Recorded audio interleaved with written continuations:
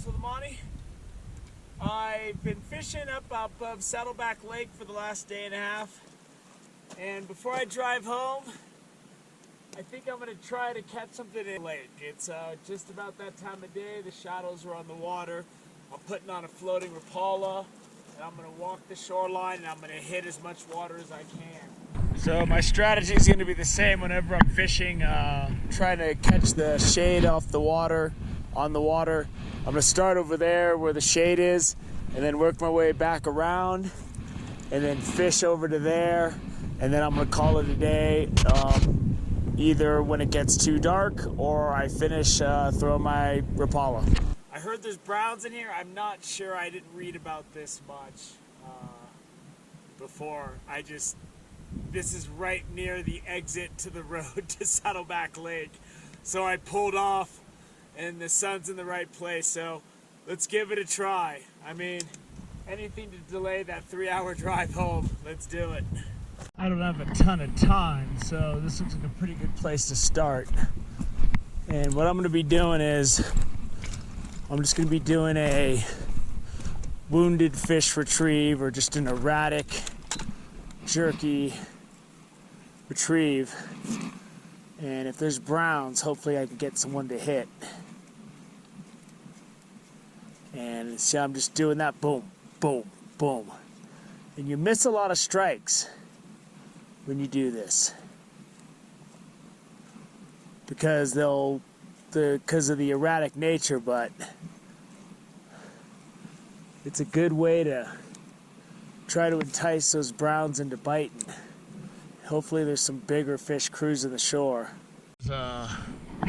There's a brown, there's browns. I missed a big hit, man. I'm just gonna tell you right now. I missed a big hit. Let me get this guy off and I'll show him to you. So here's this little guy, but I had something nail my thing and it stripped line for a second and then got right off. But there he goes. And what I'm doing is my usual sundown technique, and this really works when I'm fishing like Ice House Lake, lakes like that. Any lakes that have browns, as soon as the sun's off the water, I start to do this retrieve. I fire it. You don't have to wait because it floats. And then I'm just doing that jerk. And I did the same thing in Big Pine Lakes. If there's browns, they'll hit this, and the big ones will hit it too. But it's got to be getting dark. It's either got to be really early in the morning, because if they can see it too well, they're not going to hit it. But they'll hit it as they move into these shaded areas to feed. And they're looking, those bigger fish will be looking to feed on fish about this size and bigger. I mean, I've seen browns take 10 inches in their mouths, you know, that are only like 20 inches. 20-inch browns do that. So I'm gonna keep walking. I'm gonna work my way back, but stuff could be cruising through there. And the fish, there we go, there we go, there we go. And the browns are coming out because I wasn't getting anything, and now I'm getting hits on a lot of casts. So he's not the big boy I'm looking for, but hey, I'll take it. Get back out there. Definitely gonna come back here in November. I was just coming to test this place out a little bit and see kind of what was cruising out there. And, you know, I'm always looking to pick up something big quick.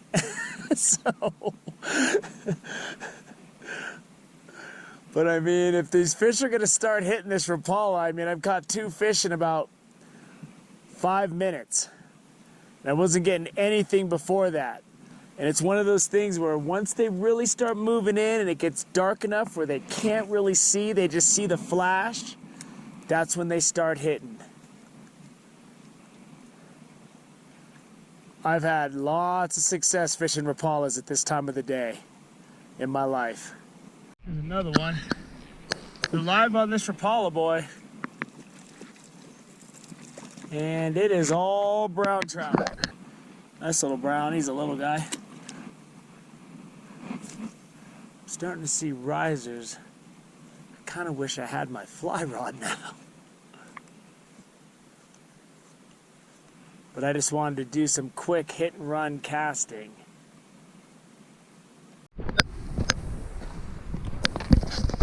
That guy just jumped in the water nude. Okay. Got a rainbow. I caught browns today, rainbows in brooks, and I caught goldens yesterday. I caught him he's right there under that rock. I threw it in there. That's why I had him already in by the time I did the thing. I saw these rainbows back here, and I told you I had that one rubber jig that could only take 1 or 2 bites. I'm back to the Rapala, and I just lost another brown, man. I saw him hit it.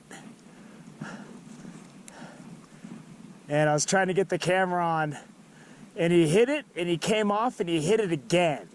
And I hooked him, and then he came off. I don't think he's coming in for thirds. Ooh, there's one. They're hitting this Rapala though, boy. I'm telling you, you got some browns in the water. They love these things. And I just lost one right in that spot. And this is a better fish. Nice. There it is. That's a nicer brown. It ain't breaking any records, but hey. There he goes. He's back out. Oh, man. And with this Rapala, they usually almost always get hooked on the back treble. And I pull the barbs off, so it's really easy to pop this thing off of this floating Rapala. And I like these floating Rapalas because I can really do a dance with them, you know?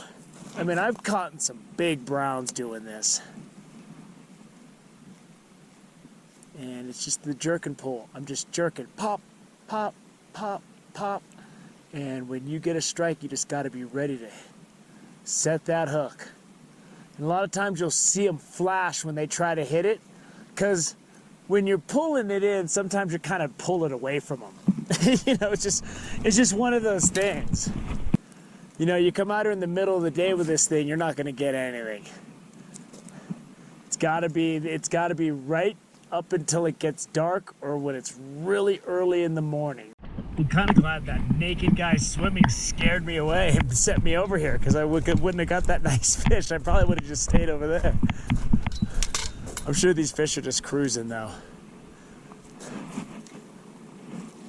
And I'm just working the same water. I mean, I'm gonna leave really soon. I'm super hungry. But I'm seeing a lot of flashes out there where they're trying to hit it. I haven't seen anything big. Just the only big fish I saw evidence of. Ooh, there we go. I mean, they're attacking this thing. The only big fish I saw evidence of was the one that hit, stripped line for a second, and got off. And I don't know, I can't even tell you what it was or how big it was. There's just a lot of fish cruising through here.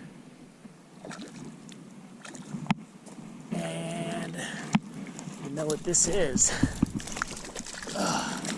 And check this out. That's a real nice brook trout. Look at that. He's fat. That's nice as far as brookies go. Man, that's the best brookie of the trip, and I caught like 2 dozen today.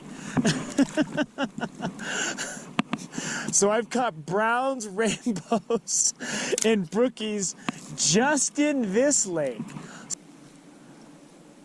It's hard to walk away because they're really just starting to hit right now. Like when I'm camping or I'm fishing closer to home, that's when I would just sit and work this situation. I just haven't gotten the big one I was looking for. But that one I got was nice. Make a few more casts, call it a day. Caught the Goldens around noon yesterday, and it's on Monday, and it's around 7 o'clock on Tuesday. So I caught all of those fish in about a 30-hour period, 36-hour period.